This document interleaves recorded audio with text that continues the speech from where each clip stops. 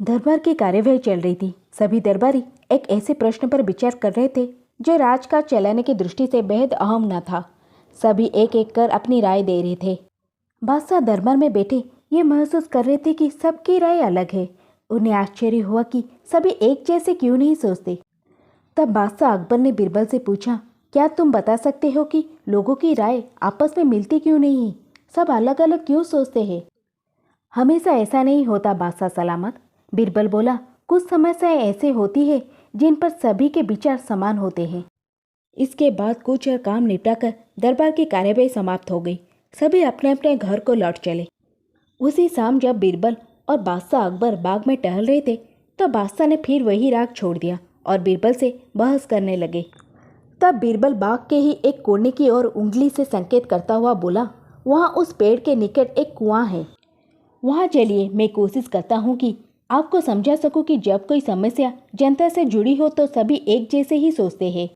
मेरे कहने का मतलब यह है कि बहुत सी ऐसी बातें हैं जिनको लेकर लोगों के विचार एक जैसे होते हैं।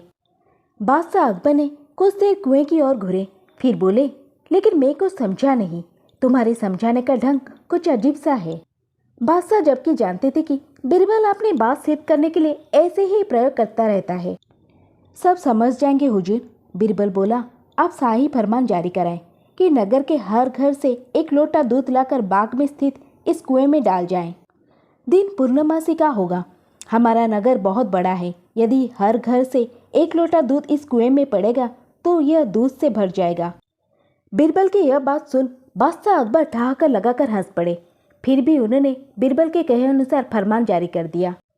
शहर भर में मुनादी करवा दी गई कि आने वाली पूर्णमासी के दिन हर घर से एक लोटा दूध लाकर शाही बाग के कुएं में डाला जाए। जो ऐसा नहीं करेगा उसे सजा मिलेगी। पूर्णमासी के दिन बाग के बाहर लोगों की कतार लग गई। इस बात का विशेष ध्यान रखा जा रहा था कि हर घर से कोई ना कोई वहां जरूर आए। सभी के हाथों में भरे हुए पात्र दिखाई दे रहे थे।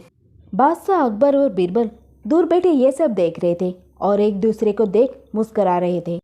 सांझ ढलने से पहले कुएं में दूध डालने का काम पूरा हो गया। हर घर से दूध लाकर कुएं में डाला गया था। जब सभी वहां से चले गए तो बादशाह अकबर व बीरबल ने कुएं के निकट जाकर अंदर झांका। कुआं मुंडरे तक भरा हुआ था, लेकिन ये देख बादशाह अकबर को बेहद हैरानी हुई कि कुएं में दूध नहीं, पानी भरा हुआ था। दूध का तो कहीं नामो निशान तक ना था।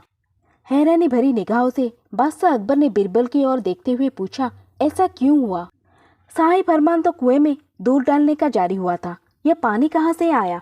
लोगों ने दूध क्यों नहीं डाला? बीरबल एक जोरदार ठहाका लगाता हुआ बोला, यही तो मैं सिद्ध करना चाहता था हुजूर।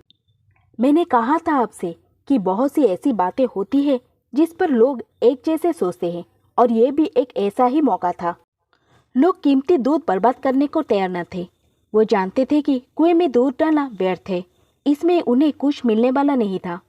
इसीलिए ये सोचकर कि किसी को क्या पता चलेगा, सभी पानी से भरे बर्तन ले आए और कुएं में उड़ेल दिए। नतीजा दूध से बजाय पानी से भर गया कुआं।